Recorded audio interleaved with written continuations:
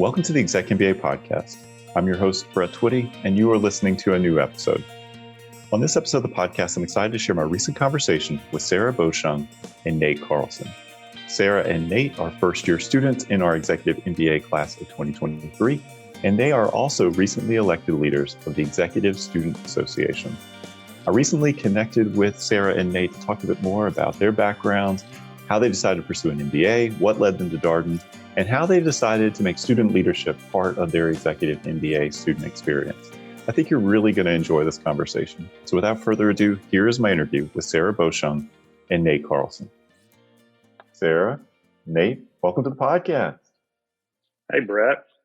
Hey, Brett. Excited to be here. This is for your podcast host here. This is one of these moments that's like a little bit surreal. I've been interviewing some members of your class, and we're now here. It's April 2022.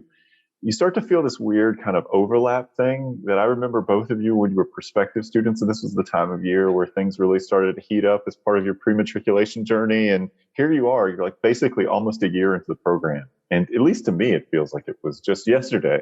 We were on a town hall together or something like that, getting ready to start school in August. Does it feel that way to you, Sarah? Yes. I mean, I can't believe that we are coming up on our mid-program celebration in a few months. I mean, it's just absolutely flown by. So I can't believe that we are approaching kind of the halfway mark. It has been a whirlwind, but in the best way. Yeah, I got the calendar invite for that. It's on my calendar. It's happening. It's happening. Yeah, it's real. Nate, how about for you? Does it feel like, just like that? You're now in roughly a year into the program?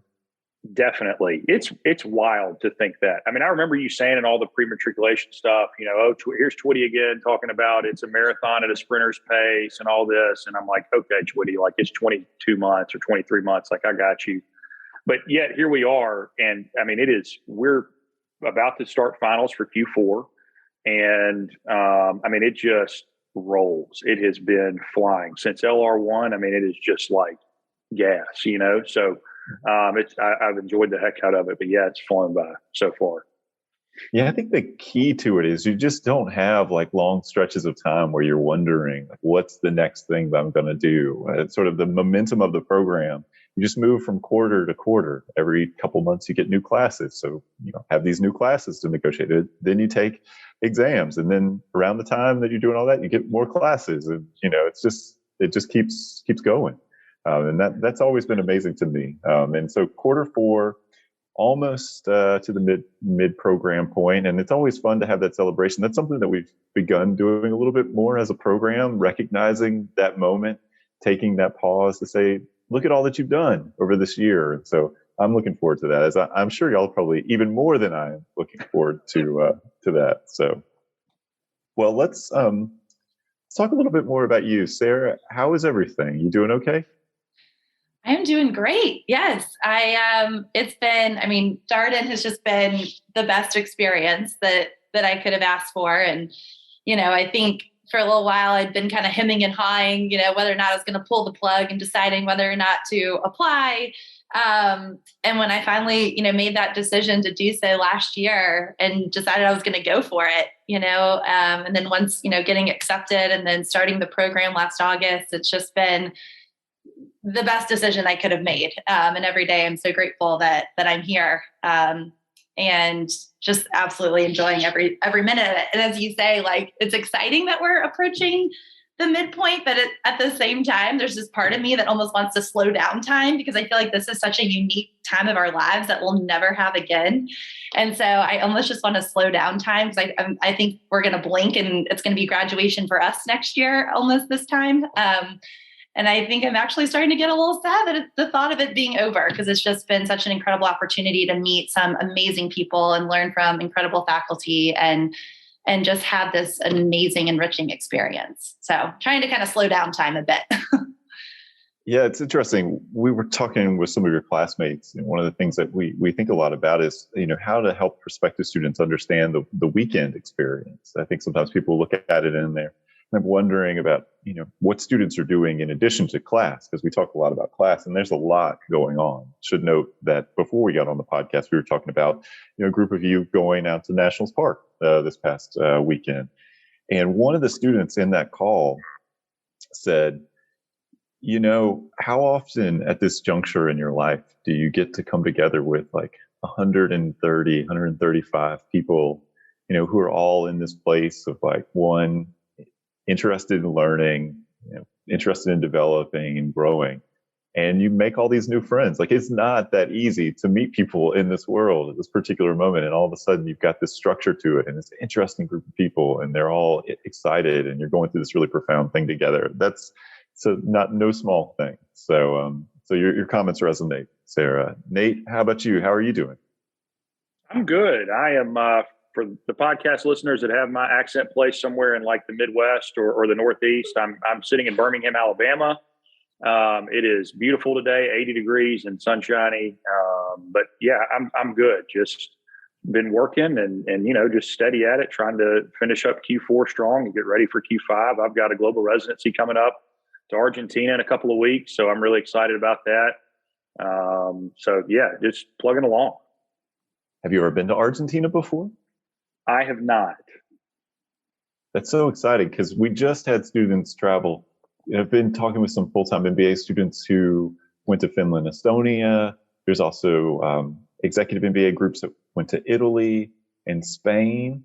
I think there's a group of executive MBA students who are going to be going to Germany. Another group of executive MBA students, Finland, Estonia, and Argentina. I mean, it's great to have these trips going again. We went through a couple of years with the pandemic where the world just was not open to travelers, and that story, at least right now, has changed a bit. And so it's been great having these groups of students get out there. In Argentina, I will say, just knowing a little bit about past experiences that Darden students have had in that country, some portion of the trip typically focused on the wine industry there. I don't know, Nate, if you know anything about what you'll be doing yet, if Lottie Carr has revealed that to you, but there's at least Darden relationships with the folks in the wine industry in Argentina.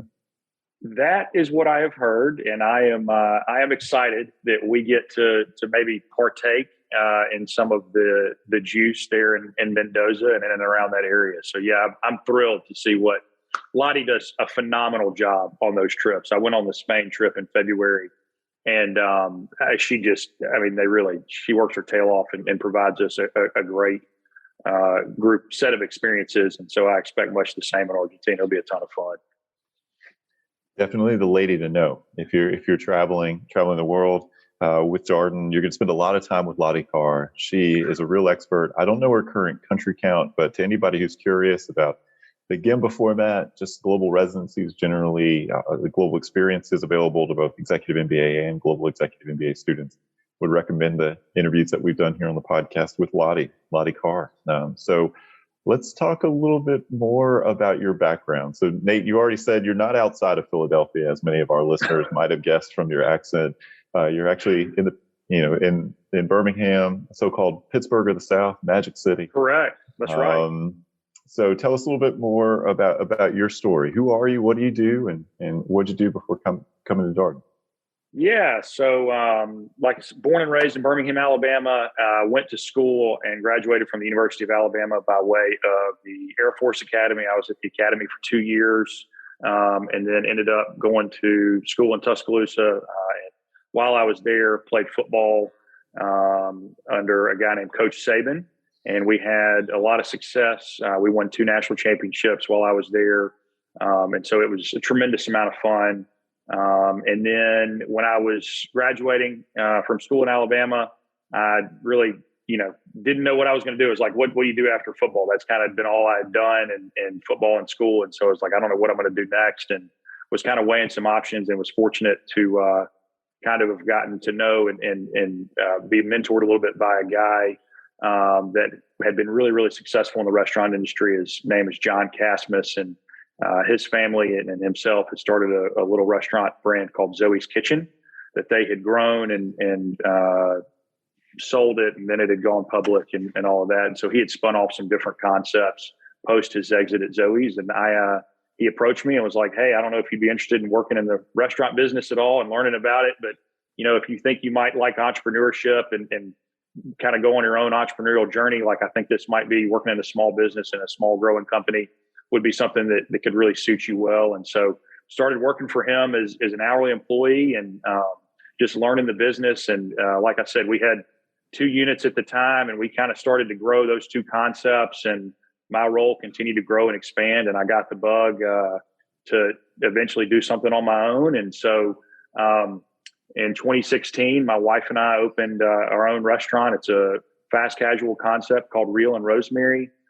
We focus on serving clean, healthy food, seasonal ingredients, soup, salad, sandwiches, lean proteins, that type of deal. And then we have a coffee shop as well called Caveat Coffee, all in the Birmingham area. We're in the process of opening our 3rd location of Real and Rosemary in Birmingham. And then we have one coffee shop here in Birmingham as well. So that's kind of what I do day to day. I will admit, Nate, there was a part of me that when you said we're in the process of opening our 3rd location, I was waiting for you to say in Roslyn, but that didn't happen. So I guess we'll have to. I don't mean to disappoint. Yeah, I believe me. If I could plop a store down operationally and support it in Arlington, Roslyn, Georgetown, I would be there. I love that area.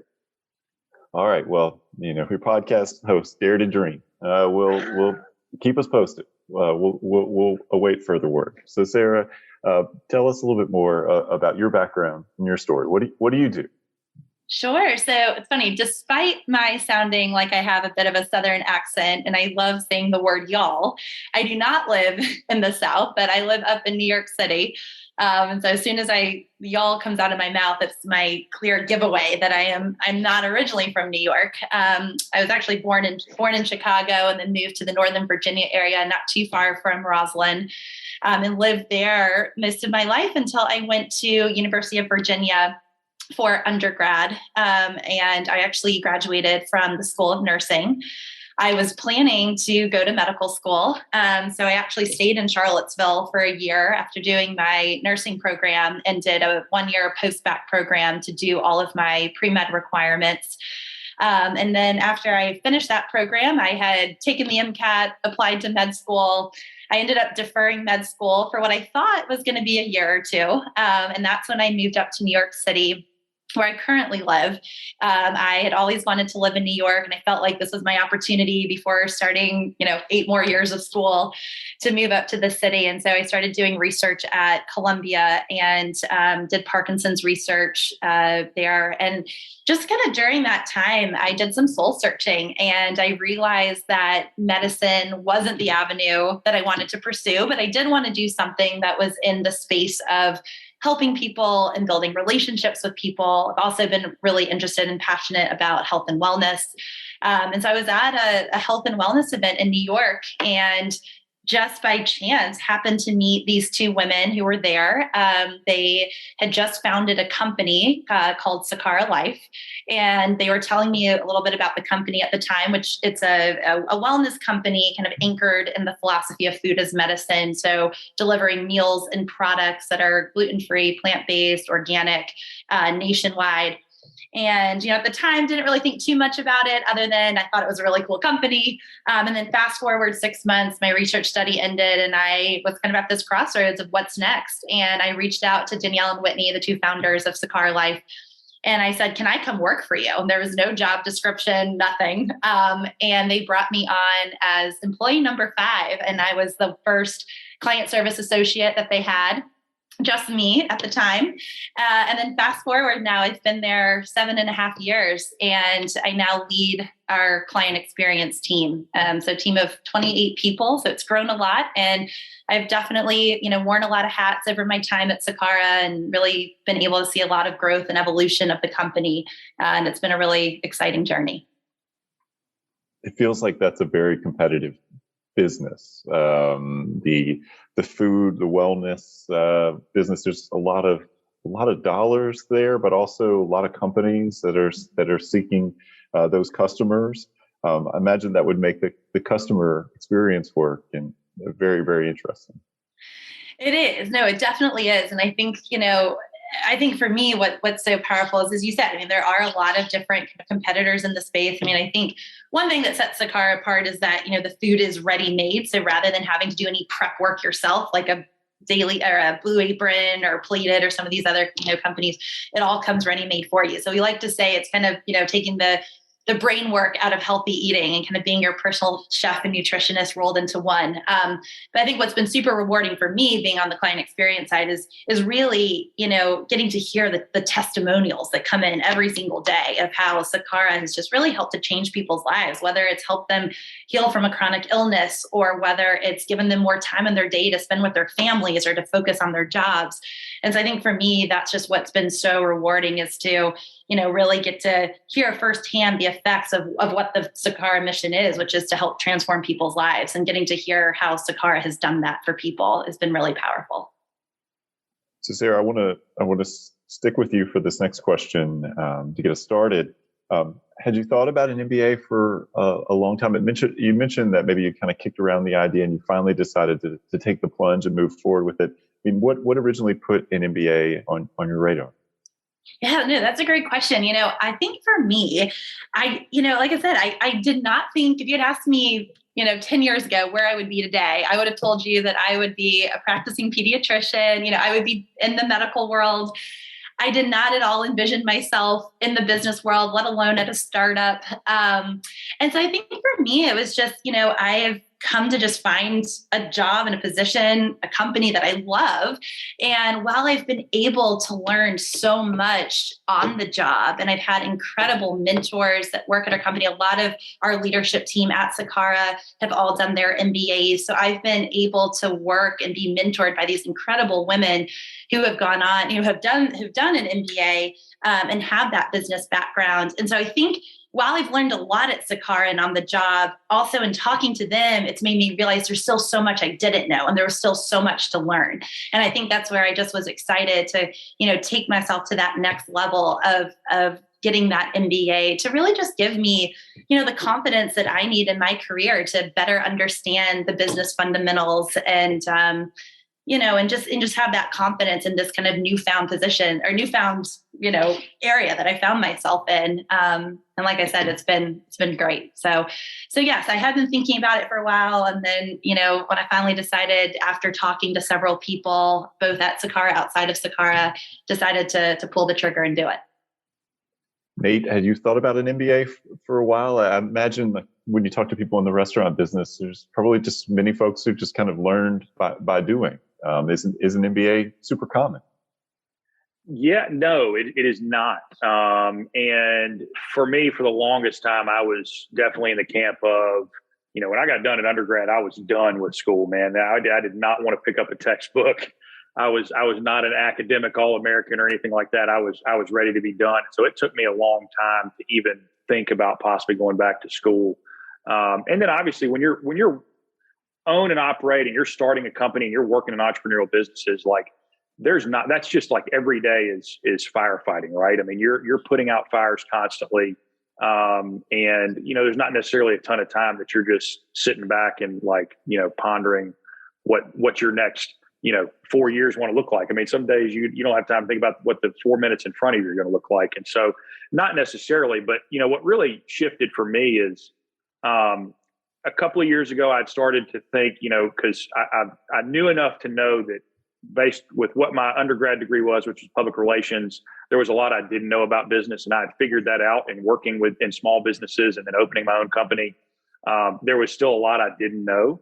And so I knew that, getting an MBA would have value from that standpoint. And then all of a sudden you layer in what happens in March of 2020, the pandemic breaks out, COVID happens. And I remember sitting at the house and being like, man, this is going to be a game changer for every industry across the board. Like everybody's going to have to grapple with this. Obviously the restaurant industry, I mean, there's been tons of press about how that's affected our industry, but, just in every industry is going to have to deal with this. And so I was like, getting an MBA and the options that it presents and the learnings, because you can take what you're going to learn in all of your MBA classes and from that degree, and there's so much optionality in how you can use it and lever it that I was like, man, this makes a ton of sense right now, probably to really think about this because we weren't growing so aggressively as a company that, you couldn't get it done. And I've heard other people on the podcast. I mean, there's never like a super convenient time to just jump in and go get an MBA, right? So it's kind of one of those things where for my wife and I, in our family, it was like, yeah, I think now is probably as good a time as any to start thinking about that. And if you want to go do it, while the kids are still young and all that, this is probably a good time to go do it. But yeah. Yeah, I feel like there obviously been so much said about the restaurant business over the past couple of years, and went from a time where you couldn't really have people in your dining room safely, or at least not a lot of people. I think that's one of the big challenges for restaurants is like social distance guidelines took capacity way down, and just people's comfort level too with dining out early in the pandemic, probably wildly disparate depending on where you were. To now, I guess it maybe feels, does it feel like kind of returning to how you were operating pre-pandemic from a diner standpoint? Had a number of people coming through. I mean, where do you feel like you are with all of that? I definitely, yes. For the most part, we're back to normal. One of the interesting things, we were looking at this the other day in our particular business, and I'll kind of tie this out to the macro of the restaurant industry. Prior to COVID, we were probably 15 to 18% to go in our business. So it was a portion and a pretty decent portion of our business. And obviously that lended itself well to when COVID happened, you could only do carry out and to go, like that was already a piece of our business. But now, as people have kind of adjusted and consumer habits have changed and all that, our carry out and to go business is now 35, 37%. And that's really staggering to me that there's been that much acceleration from a consumer preference side that quickly. And that's really overall, that's a little bit below industry average. The things I've read, it's somewhere closer to 40%, which is just wild to me that has been that much of a shift and that rapidly, I mean, with DoorDash and Uber Eats and all that, I mean, that's stuff that I would have told you 5 years ago, man, this is 5-10 years off from really getting, massively adopted by consumers. And here we are. I mean, it is ubiquitous to the industry and everybody is doing it. And you better have an answer for how you're building brand on those platforms. I mean, it's just been really interesting how quickly the landscape has shifted. Yeah, it's amazing to me, the explosion of delivery services. It was already in motion pre-pandemic, but you're right that the pandemic accelerated adoption of a lot of this and maybe even changed people's preferences. The idea that, maybe some people just prefer to eat at home and versus going out to a restaurant. It's interesting. It'll be interesting to see how that tracks, but that's a lot of growth. Like operationally, that would be challenging, I would think. Cause like, how do you basically manage all those to-go orders so that like they're not wildly disruptive of the in-restaurant service? Well, Brett, like you're maybe other podcast listeners know this, you're an ex-Chick-fil-A guy. And so shout out to Chick-fil-A in Charlotte. But, what's interesting is like, if you think about, because this is the other piece of that puzzle, right? So you think about Chick-fil-A, they have traditionally gone and done a ground lease on a space, built a freestanding building with a drive-through, and they have a dining room. And so what's interesting to me is, all right, for brands like that, how does their real estate strategy and how does this change for them operationally? Because if you're Chick-fil-A, I mean, you drive past them all over. Nobody's going to the dining room anymore. So you're building these spaces, or you have all of these buildings that, across your real estate portfolio, and you don't need that 2,000 square feet. All you need is the drive-through lanes and the kitchen space. I mean, I see, you can look through the windows in these dining rooms, these Chick-fil-A's, and they're just dry storage for cups and to-go boxes and stuff. And like, that's a massive change that I think our industry is going to have to grapple with in the years ahead, is how, what types of real estate you pursue, what your actual needs are. And all of that is I think, in large part a byproduct of COVID, and just how it's accelerated that. Sarah, I wonder what the pandemic has meant for your work. Did people start adopting like Sakara Life, or taking advantage of more of these kind of like home delivery, that kind of building on what Nate shared in terms of what his business is seeing? Yes, no, we've definitely seen something similar. And I feel like we were very blessed during COVID that it actually really accelerated our business, and I think that the model that we have just lends itself so well to that environment where when people are at home and they're not traveling and they don't want to go out to the grocery store, they can order Sakara and it literally comes delivered right to your doorstep. So you don't have to go out. Everything is there for you. And so if anything, yes, we saw a lot of growth during the past 2 years. And I just think people, a lot of times before, pre-COVID, when everyone's out doing business dinners and they're traveling for work, sometimes it was harder for them to order a meal plan because they didn't know exactly where they were going to be and they didn't want to waste the meals. But when everyone's home, it was kind of the perfect answer for their needs. And so we did similar, saw a lot of growth and feel very fortunate. It was hard for a lot of people. But we feel like we were able to really serve a lot of people during that time. And if anything, people really wanted to make sure that they were eating healthy and kind of put more of an emphasis on their health and just feeling good in their bodies, especially when they're home and maybe not able to be as active as they used to be. So really turning to food to help them feel better. Well, I wonder, Nate, as you consider, MBA programs, what about Darden in specific resonated with you? What led you to say this is where I'd like to be? Yeah, for me, as I started kind of my exploration process, at first I was starting from the point of I didn't really even know what an executive program was, and it was your counterpart, Catherine Alford, that kind of educated me on that. Where after talking to her, she was so gracious to listen to me talk, and she was like, I actually think you might be a really good candidate for our executive program. We thought about that. So once I started researching that, there's so many things about Darden that we don't have time to get into on this podcast that they have done so well. But one of the things I really appreciate about what the program has done, especially for this executive format, is y'all have really thought about the end consumer and how it affects them. And so for me, I can get on a plane in Birmingham and have a direct flight into DCA, be there in 2 hours. And I'm like 8 or 10 minutes from Sands Family Ground, SSG, as you'll hear it called. And then, the hotel that we stay at is right around the corner. I just think for me, when you started, and then you kind of layer on top of that, what Darden is as a brand, how it resonates and plays in the Deep South across multiple industries and the respect that it carries. It really was just like, and I've had friends that have gone there, and I think a ton of the type of individuals that they are, and they're really, really smart guys. And so it's like, man, this would be a great place if I could be involved and get into this place.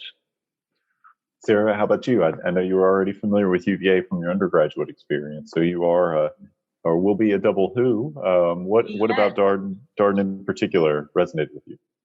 Yes. Well, as you mentioned, having gone to UVA undergrad, I know the caliber of what UVA has to offer. And I, was naturally my first choice. Definitely excited towards, working towards this double who. But I think for me, it kind of, I think 3 main reasons that really stood out. And, as I mentioned, I had been able to talk to students who had done Darden in the past. In fact, our former head of operations at Sakara is a Darden grad. And so I spent a lot of time talking with her.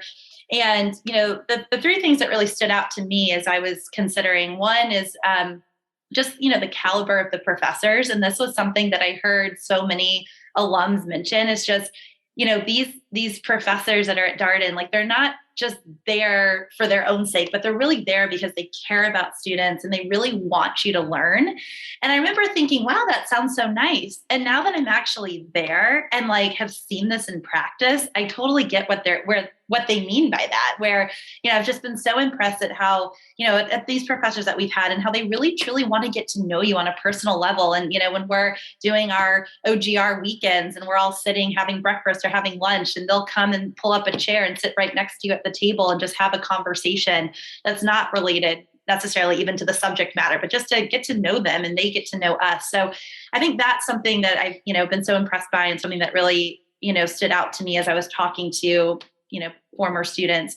Also, I just think the network that you get from Darden and just getting to meet so many different people with different backgrounds is really something that will just last a lifetime. And then also I was really drawn to the case study method. I think, I know Harvard and Darden are the two business schools that use this case study method. And I just think it's such a powerful way to learn. And so those were definitely some, I would say, kind of the top three kind of big considerations that really stood out to me as I was weighing some different options and talking to former students. So Sarah, you came to Darden. You're now basically through 4 quarters. You've got exams on the horizon, but approaching the midpoint, as we discussed earlier. What was the adjustment process like, being back in school, trying to figure out how to do work life and school all at the same time? Yeah, it was definitely an adjustment. I think I feel very blessed that my employer, Sakara, has given me so much flexibility, which is great, and have just been so supportive of my doing this program. And really, I will say, if anything, it's been a good exercise for me, because I think prior to Darden, I could very easily find myself working 10, 12-hour days sometimes, where I would be working late at night. And once Darden rolled around and I finished that LR1, and I was like, there's no way that I can pull these 10-hour days and do class and study and somehow sleep in between all of that.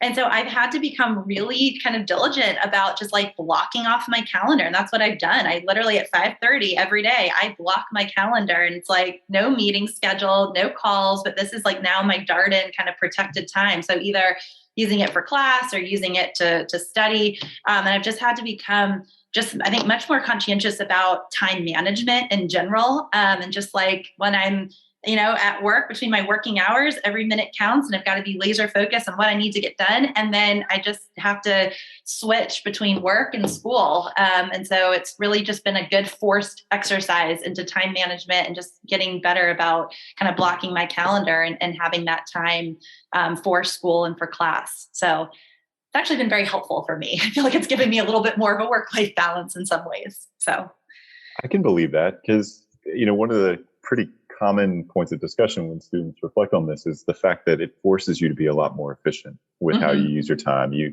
lose that elasticity of like, well, this task could take this much time, and who knows, I've just got a lot more available hours in the day. You add school to the mix. You're trying to figure out how to find maybe 15 or so hours during the week to do school related activities. You lose that. You lose some of that flexibility. So that totally makes sense. Nate, how about for you? You come to Darden, brand new sort of first year student. What was that like? It was a kick in the teeth for your boy at first. I'm going to be honest. It was definitely an adjustment being back in school for the first time in 10 years. But it's interesting, like to your point, I think there's kind of that funny saying about how work sometimes will ebb and flow to the time that's allowed for it. And I think that's very much been the case. And to Sarah's point, like, I've had to, I'm a procrastinator, probably more so than I would care to admit. But I've had to get much, much better about that. And, the first 2 quarters, I'm not going to lie, it was a real adjustment. Or the first 3 quarters, it was just trying to really figure out how to do this, how to chew on it, how to make, spin all the different plates. But thankfully I was just so fortunate I've had a great learning team. And that's kind of one of the things that I remember y'all saying about how valuable that is, to be able to lean and learn from those other people in your group and in your class. And that has certainly been the case for me. I mean, this really is. And that's kind of to Sarah's point about the case method. Like, that's one of the really special things about the Darden classroom, I think, and the whole experience is it's such a collaborative effort, because there is no possible way with, you're working full time. For myself and a lot of other people, you've got wife or husband, kids, like family requirements. Now you're adding school in the mix. And this is not some like powder puff school deal. Like, I mean, this is real, really thought-provoking stuff. I mean, you're taking accounting and finance, but then you're taking, different type of challenge, but leadership classes and things that are very thought-provoking as far as, you're in a real world situation. How would you handle this? And it's really amazing the learning that happens in that classroom and what you draw from other people's experiences, that you can then add those tools to your toolbox. But yeah, it's definitely been an adjustment. I feel like now, I've kind of gotten my sea legs a little bit here in quarter 4, and we'll see how I do going forward. But yeah, it was an adjustment. So Nate, I want to stick with you for a follow-up question about what you shared. And we've had a lot of webinars about balancing work life and school, and a lot of questions about how do you do this with a young family. How old are your kids? 10, 7, and 3. So we are wide open in the Carlson household. How what do they think about your being back in school? So the oldest, Gemma, she thinks it's hilarious because I'll be doing school at night while she's trying to do her homework. Caleb and Judah, the younger two, they're kind of like whatever. I mean, they don't like. Judah Grace is our youngest at 3, and she's very much she doesn't quite understand, like, because she goes to daycare every day, so she doesn't understand why Daddy some weekends goes to class, but then she calls me little Daddy on FaceTime when I talk to her. And so she doesn't really understand 100% why Daddy, his school, he doesn't come back at night sometimes when he goes to school. But it's been fun. That's one of my favorite things about when parents with young kids or younger kids do the program is that the kids invariably like contextualize their parents' experience to like their own experience. So like sometimes when kids are of a certain age, they're in school too, and like they're like, oh, that's cool. I've got school as well. That's I relate. Like one of those things. It's so good. And it's probably nice for your 10-year-old to feel like somebody else in this house has homework too, can understand what I'm dealing with out here. Yeah, she's hyped when she sees me sweating over like accounting that Shane Nicole's throwing on me or something. I mean, she's hyped when she gets done with her homework faster than I do. She's like, see, I got you. I'm good. Going to watch TV now.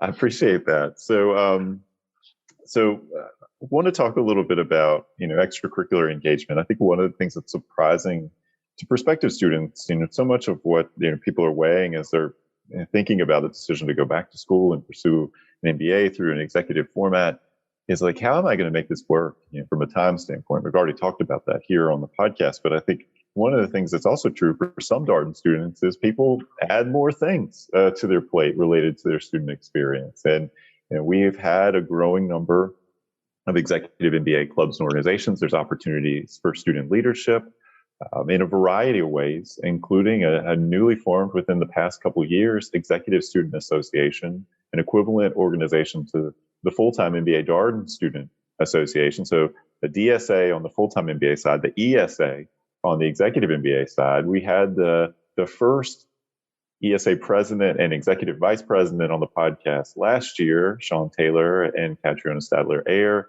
and you're the second such leaders for the Executive Student Association. Sarah, how did you decide, that you wanted to add leadership and service in this way into your program experience? Yeah, well, I think for me, ever really since high school, and then when I was an undergrad at UVA, I've always been involved in student leadership. And so it's just something that I really enjoy. It's something that I'm passionate about. And so when the opportunity presented itself, I was excited to partner with Nate and, just kind of decided to throw our names in the hat and, see about getting involved. And I had started out prior to ESA, on one of the first year committees that was offered. And so I was working on the outreach committee, also really passionate about service and community service projects. And so I had worked with a great group of other classmates on the outreach committee in the beginning.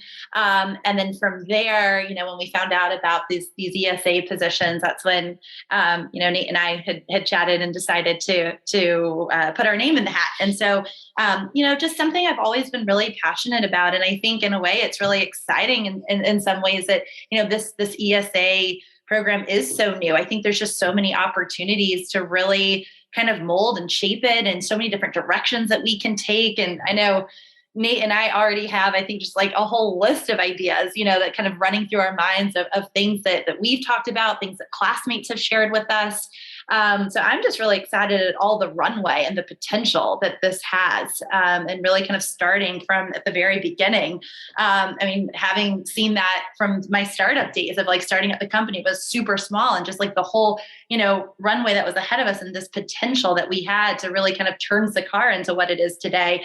And I think in the same way, there's such a parallel between that and kind of where we are with ESA as this newfound organization that has so much potential for growth and evolution, and just really excited to kind of be at the very beginning of that, and to work alongside Nate and all these other incredible student leaders and club leaders, and really making it the best we can be. And Nate, how about for you? You got a full plate already, but student leadership, that's something that appealed to you.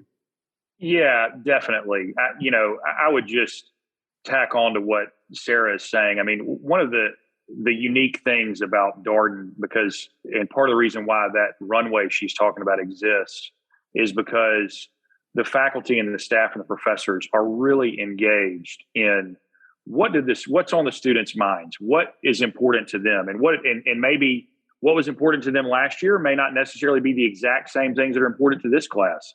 And so, like, when you know that that's the type of leadership and that's the tone that's getting set from the top, it makes it really easy to want to get involved. And then you couple that and kind of overlay that with, you've got this unbelievable cohort of people that you're associated and around, and you want to serve them and help ensure that everyone's experience in the cohort, because we're all making sacrifices, we're all taking time away from things that we could be spending with families and work, whatever it is.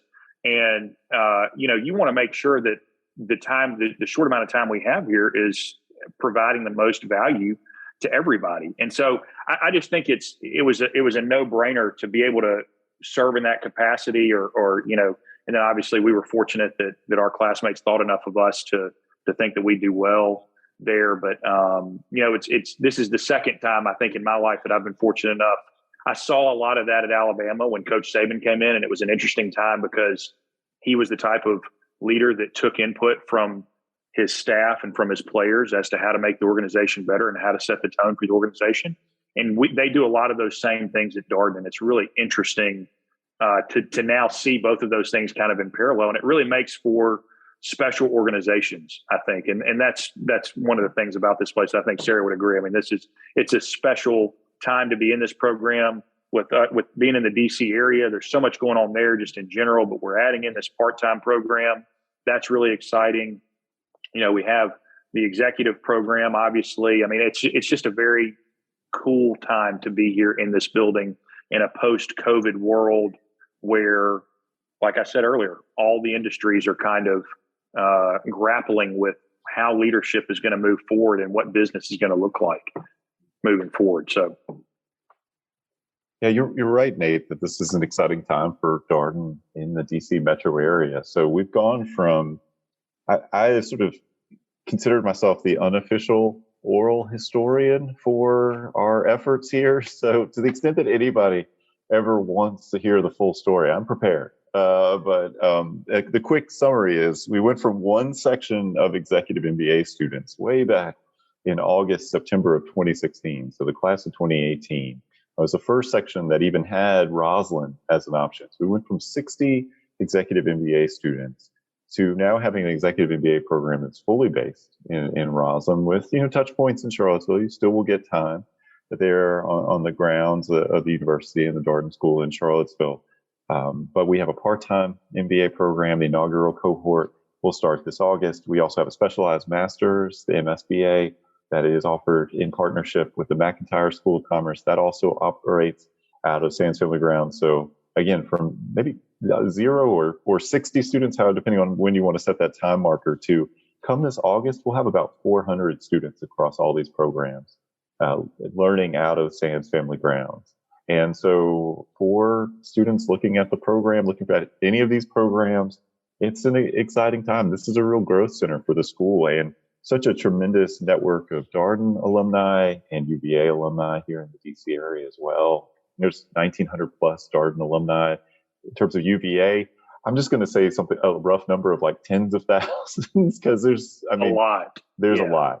Yes. A completely unscientific number of a lot, but nevertheless, there are quite a few people up here. It's the largest alumni chapter for both Darden and UVA. Of course, there's Darden and UVA alumni all over the world, but a strong representation here in the DC area. So lot happening. So Nate, as you look ahead, what's to come? I mean, so you're rounding out your first year, moving into the second year, starting to take the reins, ESA, you and Sarah and the other members of the team, looking and planning things to support executive MBA students. What's a priority for you? What are y'all thinking about? I think one of the things that Sarah and I have talked a lot about is, this engagement piece with, like you said, the part-time program, the executive program. Obviously, we've got the class of 23. We're about to roll in the class of 24. And then, because there are touch points in Charlottesville, what does some of that look like? Because there's a lot of resources that are in Charlottesville, along with the students, the full-time residential students that are there, and so the engagement across the brand as a whole, right? And the kind of unofficial term I've been using is thinking about it as one Darden. And so, like, how do we continue to engage and work with all of these different folks, because everybody's talented and everybody has different things and viewpoints and connections and things like that, to continue to kind of raise the entire experience and the network for everybody across, the DC area, the Northeast, the South, because there's a ton of people, there's a ton of Virginia in the Southeast that maybe folks don't think about as naturally being in the DC area. But man, it is rare that I go through the Birmingham airport and don't hear a wahoo wah, which is interesting, that the brand plays like that far south. So that's great. And one of the things we've been talking with part-time students, and also I would just say exec students generally, is this experience is what you want to make of it. Like, if you get out of what you put into this, and hopefully the people that are listening to this recognize that, like, this is not going to be one of those MBA programs where you just come and go home, that you're going to bring a lot. Ideally, you're bringing a lot more energy to the experience. You're interested in getting to know your classmates and invest in those relationships and expand beyond your program. This is also one of the things we've been pitching to the part-time students. It's very important, for that inaugural cohort to realize, yes, you've got your immediate class, but you have all these other students also learning out of Sam's Family Grounds. It's great to hear that that's something that's very much on your minds. Sarah, other things that are sort of guiding y'all as you kind of plan or think about what's to come? Well, no, I mean, I think, Nate really said it well. And I just think in general, it's just, how do we just really continue to build this strong culture? I mean, I think we just have such amazing students in our class who just have incredible backgrounds, and just really fostering this environment where we're all just learning from one another. And I think, it's not just about the ideas that Nate and I have, but really, encouraging the voice of every single person to speak up, because, already we've had incredible ideas coming from classmates, and just how do we continue that momentum, and, realizing that obviously our time is limited, we can't do it all. And so, but prioritizing those things that we really think matter most and will have the greatest impact. But just really encouraging everyone to speak up and to share, because at the end of the day, like you said, it's like we know everyone is busy, and we really want to try for people to get the most out of this in these short 2 years that we're here that we possibly can. And so I think just, if anything, really just continuing to serve as advocates on behalf of the class. And I think it's just been so encouraging already, and meeting with the exec team and the leadership team, at just how open and receptive they are and want to be collaborative and working with us. And that's just really exciting. And I think there's a lot that we can accomplish in the year or so that we have left. So really excited to kick into high gear and see what we can do before we pass the baton.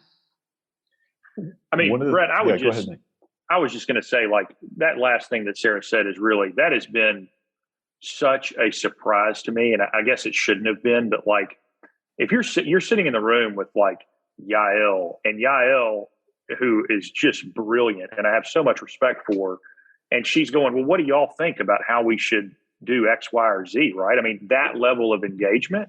And this is not like this is a program that obviously doesn't have a ton of things figured out and dialed in. I mean, Darden, none of us would be sitting here if it was not what it is, right? And the work that's already been done.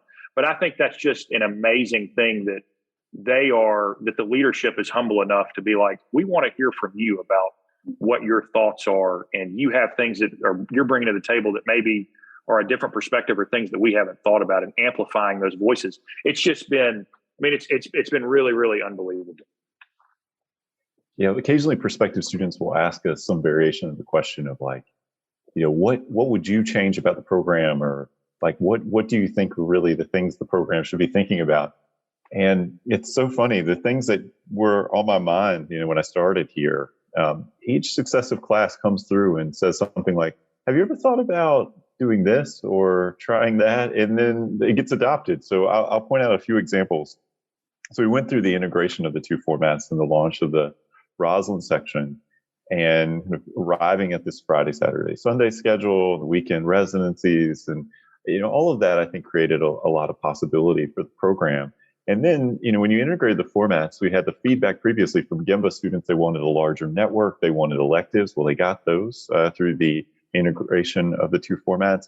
Executive MBA students, the feedback was, well, we would love to have more global options. Is there a way to do that? And so now we're at a place where we previously had 4 global residency locations. Now we're up to potentially 12, COVID and global travel permitting. Spanning all major continents, at least in planning phase. Right now, most of them traveling to Europe, and it sounds like South America is going to be added. Executive MBA students previously shared we'd like more elective offerings, and we would like electives that maybe aren't like totally on the weekend residency distance class schedule. Can you do week-long electives? Is there a way to do global content without actually having to travel to the locations? And now we have week-long electives that are offered in between quarters, during the global travel periods, maybe when the students are not traveling, if they're not on that global residency trip. We now have global virtual courses. We had a group of students in the class in 2021 who really pushed the program to think about how to give executive MBA students opportunities to demonstrate kind of a specialization, or that they've acquired a certain expertise, or they have an interest in an area. And we arrived at focus areas. Concentration might be a little bit too high of a barrier for most executive MBA students, given that you take 12 elective courses. As an executive MBA student, concentration at Darden requires 6 courses. But we arrived at these focus areas across 7 different disciplines, essentially. And then you take 3 classes within one of those disciplines, and you're in that focus area. That was directly in response to student feedback. And I had a chance to participate in those conversations. And it was a lot of the students reporting out survey, feedback, market analysis to faculty, program leadership, career and admissions was also sharing perspectives. Like, it's a fascinating thing to see a school talk so much about stakeholder engagement and then actually do it. And so all this is a very long-winded way of saying, like, all the things that, like, I used to think, like, gosh, it would be great if we could solve this or that or the other thing. Students have helped us solve them and really kind of push the program to say, like, what about this? And the program has been very receptive to that. And guess what, Brett? Because, Darden's done that now, and think about the runway that they have set up for themselves moving forward, where a lot of higher education is having to grapple with massive shifts and changes. And Darden, in my opinion, is already so much further ahead of a lot of other really, really big prominent brands. And they are just poised to take advantage of the market and what's going to happen in the next 5, 10, 15 years. I think it's really impressive. Mm-hmm. All right. Well, we asked the same last question of all of our guests. Nate, I wonder if you could kick us off here. What's a piece of advice you would share with our prospective student listeners? I'll give 2, if I may. The first would be, do it. Jump out of the airplane and build a parachute on the way down. Just go ahead, apply, try it out. And the other one would be, to me, I think it's really important, because if you're thinking about this program and you have family members, loved ones, friends, whatever it is, get buy-in from those people and make sure that they understand what are the time commitments. hey, are we all good with this? Because it really is, it is a collaborative effort. Like on the same side of the academic experience with your learning teams and your cohort, and you're sitting in the class doing case method, it's that same collaborative deal to me on the family and home front. And I think it's really important to have all of those people bought into this deal for you, because you need that support network on both sides. And so for me, I think it's go ahead and talk and over communicate with those people about what you're thinking about, why you want to do it, why it's important to you, and making sure it's the right time for everybody that's involved in the journey and the process with you. Yeah, it's a great point. And we encourage people to have those conversations early, but also often, and continue them after matriculation, because it's one thing to describe the program on the front end, and to say, I think it's going to be this, I think it's going to look like this. These are the general time commitments, the nature of the schedule. But then when you actually get into it, every week, every quarter, however you want to think about it, presents a new challenge. Life doesn't stay static. Everything that's going on will continue to move. And of course, the program, some classes might be harder than others. You may need more time to kind of get ready for certain courses than others. And that's all part of the ongoing dialogue. You get in that quarter system. That's the first time I've ever experienced it, man. And it flies, which is great. I love it because it moves really, really quick and it's super interesting. But man alive, that is an adjustment. So you better have some folks on board that are ready to do it with you, because it is going to roll. All right, Sarah, you get the last word here. Piece of advice that you would share. Well, I agree with everything Nate says. I would say, it's funny. I feel like that quote, I think they use it more with children about, the days are long, but the years are short. And I feel like in some ways that really is so applicable to this program where, kind of when you're in the middle of it, it just seems like it's never ending and you've got a million cases to read before OGR. How am I ever going to get it done? And yet I think we're going to blink our eyes. And like I said, we're going to be at graduation. So I think in that light, I would say just enjoy every minute and seize the opportunities. I think that we are just in such a unique position right now where we're never going to have this opportunity to be around 140 amazing people from all these different backgrounds, have exposure to this amazing faculty, to this amazing, just Darden network. And I think just really taking full advantage of it, and just jumping in and say yes and just do it, because it's going to blink and it's going to be over. And I just think that this is such a unique opportunity. And so, if you're, it's like, I think something I've had to learn myself is I may not necessarily get to read every single case line by line, but if it means that I get to go out and have dinner with my learning team or go to this Nats game, or to me, that's where there's such value. It's in these relationships that you're forming and the friendships that you're making. It's like, that's what I'm going to remember at the end of this. Probably not every single line that I read in a case. I can't even remember what I read yesterday. So I do remember the memories and the friendships and the relationships that we're building here. And I just think that that's something that's so important, and just don't let those opportunities go while you're here.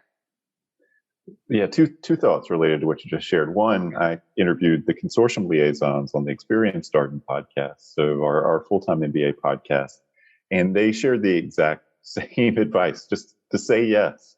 And the other thing that they shared that I thought was really interesting for students is to try to seek out things that are maybe not as natural for you, or a little bit beyond what you would naturally gravitate towards, to stretch yourself in this way. And I really think about this a lot with our executive MBA students, because there's the social dynamic. I think there's a tendency to kind of maybe try to find your friend group, and that's your group, and that's just how people function in larger organizations. But there's only 140 students in your entire class. You could easily have lunch with a different group of people, every on-grounds residency over the course of your 21 months in the program. That kind of intentionality. I always want students to think about that, because you want the network to be as big. You want to have as many meaningful relationships as you can. And then, the other thing that I think is really interesting as students approach this is just kind of giving yourself some grace, recognizing that this is not about being perfect. This is about learning as much as you can and really trying to soak up this experience. And I will say, Sarah, and you and my colleague Catherine, know each other from a prior life. And I keep track of where you and your classmates go to eat dinner together via Catherine. I will say y'all do a great job of getting out there and building relationships and really enjoying all that DC has to offer. It's clear that that's something that y'all really enjoy, and that's fantastic to see. Yes, no, for sure. And I love what you said about show yourself grace. I use that phrase, so often because, it's like I have to stop and remind myself, it's like we're all doing a lot. Because sometimes I'm like, why am I so tired? And it's like, well, you're working a full-time job, you're going to school on top of everything else of life. And you have to show yourself grace. And I think it is like drinking from a fire hose, but somehow amazing how it sticks. And I think you're learning more than even you realize with what's being absorbed. So. Well, Sarah, Nate, thank you so much for coming on the podcast. It's been so much fun catching up with the both of you, and hopefully I'll see you for your next weekend residency. I think the next one is in May, if memory serves, and that's going to be an auspicious occasion because we have our first in-person meetup for the incoming students in our Executive MBA class of 2024, the part-time cohort that starts this August as well. We're all going to have an evening out in Roslyn. I can't wait. It's going to be a lot of fun. Thanks so much for having us, Brett. This was awesome. Yeah, thank you very much. And that was my interview with Sarah Boschung and Nate Carlson, two first-year students in our Executive MBA class of 2023. As always, if you have any comments, suggestions, requests, anything you'd like for us to cover here on the podcast, we're all ears. We could be reached at exec, that's EXEC, MBA@darden.virginia.edu. Until next time, stay safe, be well, and thanks for listening.